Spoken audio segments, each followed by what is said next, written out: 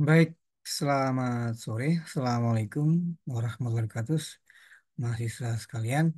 Baik, kita lanjutkan materi ya. Nah, terkait pengolahan hutan berbasis KPH. Sekarang kita masuk ke materi bagaimana sebenarnya kriteria pembagian blok. Nah, pembagian blok ini sebenarnya langkah pertamanya adalah mengikuti arahan yang diatur oleh pemerintah ya melalui kementerian, melalui perdirjennya. Baik, saya share dulu materinya ya.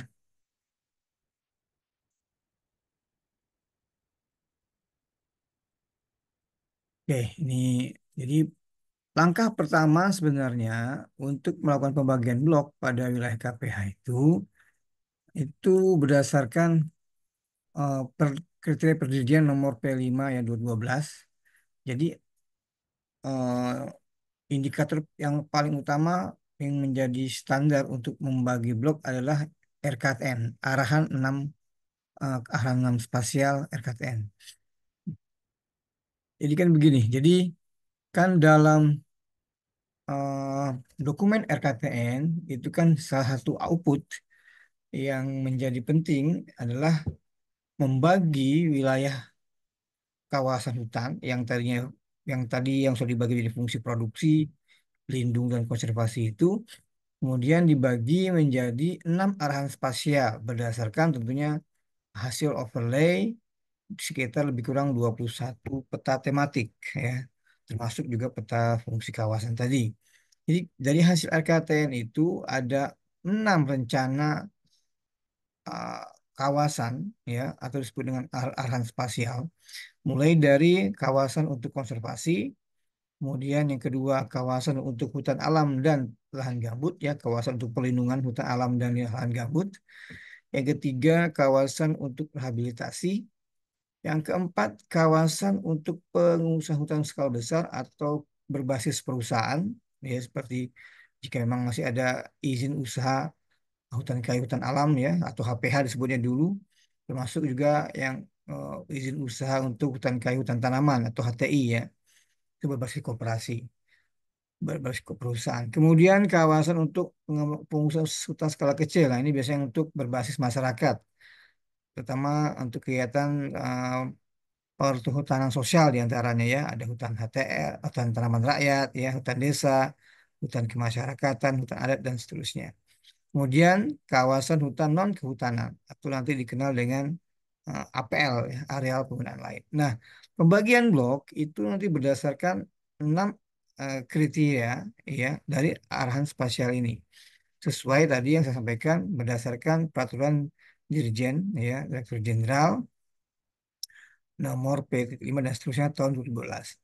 Nah, berdasarkan arahan Perdirjen, jadi untuk menentukan pembagian blok, baik itu untuk wilayah KPHL maupun wilayah KPHP, maka arahan pemanfaatannya berdasarkan 4 kawasan. Karena gini, karena kawasan untuk konservasi itu sudah jelas bloknya ya. Bloknya disesuaikan dengan kawasan konservasinya.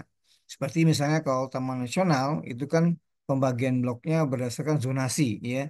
Ada zonasi inti, zonasi pemanfaatan, zonasi perlindungan, dan seterusnya ya pemberdayaan masyarakat. Dia berdasarkan zonasi. Maka untuk pembagian bloknya disesuaikan dengan kawasan konservasinya. Ya. Kemudian eh, untuk APL, ya untuk APL jelas tidak ada pembagian bloknya. Maka untuk pembagian blok baik di wilayah KPHL maupun KPHP itu berdasarkan 4 arahan spasial dari RKTN, yaitu kawasan hutan perlindungan hutan lahan gambut, pelindungan hutan alam dan lahan gambut, kawasan rehabilitasi, kawasan pengusahaan skala besar dan kawasan pengusahaan skala kecil, kan begitu. Ya, baik. Nah, pertama, jika kawasan itu untuk perlindungan hutan alam dan lahan gambut, oke, di mana ya, di mana eh, dia berada di wilayah blok KPHL, wilayah KPHL dan KPHP, ya, maka kawasan ini yang diizinkan untuk dibentuk adalah blok inti, blok manfaatan, dan blok khusus. Oke, jadi kawasan untuk pelindungan hutan alam dan gambut itu menjadi acuan awal dalam merancang blok ya yang dapat berupa blok inti, blok manfaatan, dan blok khusus. Ya. Kemudian kedua adalah jika kawasan itu adalah kawasan untuk rehabilitasi dan berada oke, pada wilayah KPHL maupun KPHP yang berfungsi sebagai hutan lindung, ya termasuk yang tadi ya, termasuk yang kawasan untuk perlindungan hutan alam dan lahan gambut, jika dia berfungsi sebagai fungsi hutan lindung, jadi ketika di misalnya gini, jadi misalnya peta kawasan hutan perlindungan hutan lahan gambut itu di di overlay ya ditumbang susun dengan kawasan fungsi hutan lindung, maka blok yang dibentuk adalah blok inti, blok manfaatan, dan blok khusus. Nah, untuk kawasan rehabilitasi yang kemudian di overlay dengan fungsi kawasan hutan lindung, ya, maka bloknya juga tiga, ya, blok inti, blok manfaatan, dan blok khusus, ya, seperti itu. Jadi tiga blok ini yang diizinkan, ya. Selanjutnya, jika kawasan untuk perlindungan hutan alam dan lahan gambut ini berada ya artinya kemudian di overlay di Tumpang Susun ternyata masuk wilayah fungsi hutan produksi ya hutan produksi, maka bloknya ada tiga ya yang artinya kemungkinan pilihannya izinnya itu ada tiga ya. Eh, blok perlindungan, blok manfaatan kawasan, Jasling ya jasa lingkungan dan HBK, serta blok khusus. Oke, sekali lagi, jadi ketika peta arahan spasial RKTN-nya adalah kawasan untuk perlindungan hutan alam dan lahan gambut, kemudian di overlay pada fungsi kawasan hutan produksi, ya baik itu dalam wilayah KPHL maupun KPAP, tapi yang penting fungsi hutan produksi, maka blok yang diperbolehkan adalah blok perlindungan, blok pemanfaatan kawasan jasa lingkungan HBK, dan blok khusus. Nah, untuk kawasan untuk rehabilitasi yang kemudian di overlay itu maksudnya berada di fungsi hutan produksi, maka ada lebih kurang sekitar 5 blok ya yang uh, boleh dibentuk ya. Blok perlindungan, blok pemanfaatan kawasan jasa lingkungan dan HBK, hasil hutan bukan kayu, kemudian blok pemanfaatan hasil hutan kayu hutan tanaman ya, blok pemberdayaan masyarakat, dan blok khusus. Oke. Ya. Sedangkan untuk kawasan hutan, pengusahaan hutan skala besar, ya, yang berada atau kemudian di overlay berada dalam wilayah fungsi hutan produksi, maka bloknya ada 6, ya, ada 6 yang diperbolehkan untuk dibentuk, ya, yaitu ada blok perlindungan, blok pemanfaatan kawasan, jasa lingkungan dan HBK, blok pemanfaatan hasil hutan kayu hutan alam, dulu namanya HPH, ya. Blok pemanfaatan hasil hutan kayu hutan tanaman, ya, kayak sekarang HTI, ya, akasia, eukaliptus, begitu ya. Kemudian blok pemberdayaan masyarakat dan blok khusus.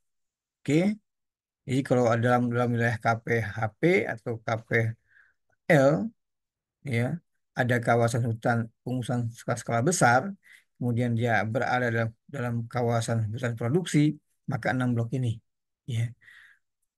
Kemudian kalau dia arahan spasialnya atau dari RKTN adalah termasuk kawasan hutan untuk pengusahaan skala kecil, ya yang saya sampaikan tadi misalnya untuk HKM, HTR, hutan desa dan seterusnya, dan dia berada di fungsi hutan produksi, ya, maka ada 5 blok, yaitu blok perlindungan, blok pemanfaatan kawasan, Jasling dan HBK, blok pemanfaatan hasil hutan kayu hutan tanaman, blok pemberdayaan masyarakat, dan blok khusus. Oke, agak beda dengan yang skala besar ya. Kalau skala besar ada hutan alamnya, ya HPH-nya diperbolehkan untuk membentuk blok itu. Kalau di skala kecil nggak boleh, ya. Yang diizinkan adalah yang hutan kayu hutan tanaman, ya. Jadi begitu, ya. Jadi awal membangun blok itu berdasarkan arahan kriteria dari RKTN. Nah, apakah kemudian nanti menjadi blok apa gitu ya? Karena kan ini kan pilihannya yang diizinkan ya. Nah, misalnya tadi dalam kawasan hutan pengusahaan skala besar ada 6 kemungkinan blok yang diizinkan kan begitu. Tapi apakah akan menjadi blok apa gitu? Apakah akan jadi blok pemberdayaan masyarakat kah dia atau akan jadi blok pemanfaatan hasil hutan kayu alam? Hutan alam lah dia. Itu ada kriteria lagi nanti di bawah. Ya, ada tabelnya lagi. Oke. Jadi ini acuan awal dulu. Acuan awal dulu dia akan jadi blok apa. Oke, berdasarkan arahan spasial hanya 4 ya, untuk 4 arahan spasial berdasarkan RKTN. Oke, nah ini contoh begini. Nih, misalnya di dalam uh, RKTN wilayah itu merupakan kawasan rehabilitasi. Oke, jadi arahan spasial dalam RKTN-nya adalah kawasan rehabilitasi. Kemudian begitu di overlay, ditebang susun dengan fungsi kawasan hutan, ternyata dia masuk hutan lindung. Blok apa? Nah, kira-kira blok apa? Anda cek di sini tadi. Kalau dia kawasan rehabilitasi, oke, ya. Kalau dia kawasan hutan rehabilitasi, kemudian dia ada di hutan lindung, dan lindungan tadi kan, maka blok yang diizinkan yang untuk dibentuk adalah ini. Boleh blok inti, boleh blok manfaatan, boleh blok khusus. Gitu. Ya, ini tahapan pertamanya. Contoh kedua, nih misalnya arahan RKTN-nya adalah hutan untuk pengusahaan hutan berskala besar, ya, berbasis perusahaan. Itu RKTN-nya itu. Kemudian di overlay ternyata dia masuk dalam hutan produksi. Nah, blok apa dia yang diizinkan untuk dibentuk? Kita lihat. Kalau dia adalah kawasan hutan untuk pengusahaan skala besar dan berada di kawasan hutan produksi, ya maka ini kan yang diizinkan tadi yaitu adalah blok pelindungan, blok manfaatan dan seterusnya ya. Jadi ada 6 yang diizinkan. Nah, gitu cara maksudnya ya, cara uh, menentukan bloknya berdasarkan arahan RKTN. Nah, selanjutnya baru kemudian kita lihat lagi kriterianya. Nah, berdasarkan matrik berikut ini gitu loh. Jadi kayak tadi misalnya, oh ada 6 kemungkinan blok itu kan. Nah, tentu harus tentukan blok apa sebenarnya yang diperbolehkan di situ. Apakah blok pelindungan, apakah blok pemberdayaan masyarakat dan seterusnya. Nah, itu kita lihat dari matriks pembagian bloknya. Ini tahap istilahnya langkah keduanya. Langkah keduanya untuk menentukan sesungguhnya bloknya yang akan dibentuk di kawasan tersebut. Nah, misal tadi ya, misal tadi kalau dia pemanfaatan hasil hutan kayu alam gitu ya, pada pada skala besar kan gitu ya, dan dia berada di hutan produksi, dicek ya. Kalau dia misalnya keberadaan air khususnya tidak ada, ya, kemudian dia bukan kawasan lindung, kemudian dia terdapat izin pemanfaatan hasil hutan kayu hutan alam kayak HPH, dan terdapat potensi kayu hutan alam yang lumayan, maka bloknya adalah blok pemanfaatan hasil hutan kayu hutan alam. Itu sebut bloknya. Jadi dari berapa dari 6 pilihan ini gitu kan, akhirnya berdasarkan matrik tabel tadi ditentukan adalah bloknya adalah blok pemanfaatan hasil hutan kayu hutan alam. Itu ya maksudnya. Ya, jadi dilihat dari matrik pembagian blok ya seperti itu. Atau tadi kan, misalnya yang tadi ini kan tadi sudah ditentukan, ternyata ada kemungkinan 3 kan, ada kemungkinannya ada bisa jadi blok inti, blok manfaatan, dan blok khusus kan, karena dia adalah kawasan rehabilitasi di kawasan lindung kan gitu ya, di fungsi hutan lindung ada 3. Tapi sebenarnya apa nih yang pasti bloknya? apakah blok inti, apakah blok manfaat atau blok khusus kan demikian. Nah, kita cek di matik tadi. Ya, kita cek. Jadi ini kalau dia ada di blok pada fungsi hutan lindung. Nah, cek apakah dia keberadaan area khususnya gitu ya. Apakah ada aksesnya bagaimana gitu ya. Misal aksesnya tinggi misalnya. Aksesnya misalnya tinggi. Kemudian dekat dengan masyarakat. Terdapat keterlibatan masyarakat terhadap hutan ya, HBK. Ada izin juga dan seterusnya. Ada satu wisata alam, ada potensi wisata alam. Jasling. Maka dia menjadi blok pemanfaatan. Nah, gitu ya. Itu stepnya ya. Jadi step pertama tadi berdasarkan arahan RKTN dulu, ya. Kemudian baru menentukan bloknya apa, ya, berdasarkan matrik tabel ini. Nah, kemudian dari sini barulah dia tentukan rencana kegiatan strategisnya. Jadi berdasarkan format yang ditentukan oleh Kementerian Lingkungan Hidup ya, Kementerian Kehutanan dan Lingkungan Hidup waktu itu, jadi sekitar ada 15 ya, antara 11 sampai 13 sampai 15 eh, rencana kegiatan strategis untuk RPHJP pengelolaan hutan jangka panjang untuk KPH ya. Jadi ini harus ada 15 atau 13 rencana kegiatan ini. Nah, masing-masing nanti rencana kegiatan ini itu dijabarkan apa perencanaannya. Misalnya ya, misalnya ada inventarisasi berkala di wilayah kelola KPH, misalnya saya contoh misalnya di KPH Mandihateh misal gitu ya. Maka apa kegiatannya? Nah, misalnya kegiatannya ini ya.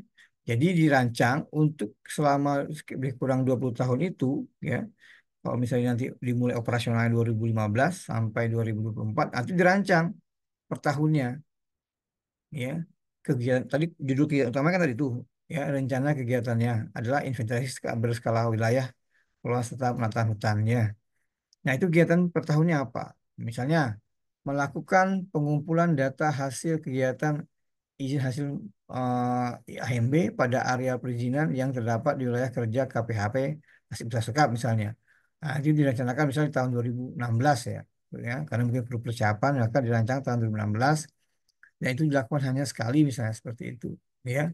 Nah, juga dijelaskan sumber dana dari mana, apakah APBN, APBD atau sumber-sumber lain kan gitu.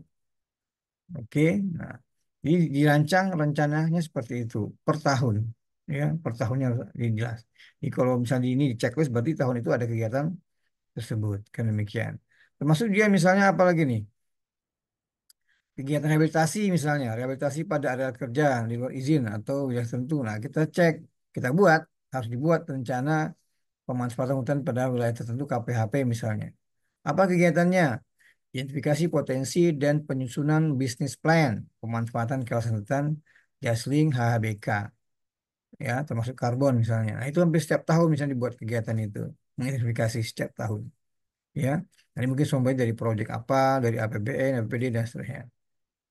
Nah, demikian seterusnya ya sampai lebih kurang tadi ada nih 13 kegiatan rencana strategisnya. Ya, seperti itu. Nah, itulah ya eh, pembagian blok ya sampai menjadi blok apa di kawasan itu dan membangun rencana pengelolaan hutan untuk selama 20 tahunnya.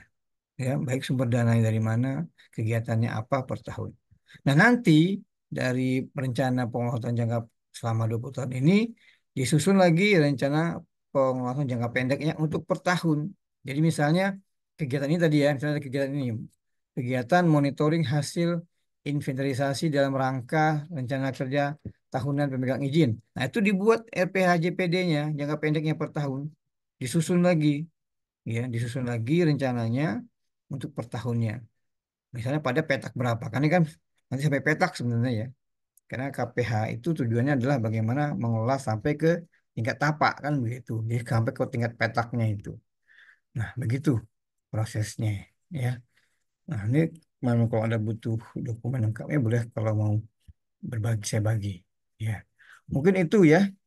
Kemudian nanti ini kan Anda belum UTS ya, nilainya belum untuk UTS belum ada. Nanti saya susun dulu. Itu Anda saya minta untuk membuat semacam makalah atau paper ya, ringkas ya terkait ya mungkin sejarah KPH di Indonesia, terutama yang KPH, apakah KPHP atau KPHL terserah ya. Nanti Anda bisa download di internet, explore di internet terkait contoh dokumen RPHJP-nya kan gitu, entah KPH unit berapa, baik mau di Sumatera, mau di Kalimantan ataupun di Sulawesi. Nanti saya susun dulu formatnya seperti apa, karena nanti yang Anda laporkan untuk jadi nilai saya adalah Anda menyajikan dalam bentuk PowerPoint, ya, dalam PowerPoint dan dalam bentuk rekaman ya. Anda nanti semacam membuat video kayak seperti saya ini, kemudian menjelaskan PowerPoint Anda. Nah, itu menjadi nilai UTS-nya ya. Nah, untuk materinya itu dulu ya. Terima kasih. Selamat sore. Wassalamualaikum.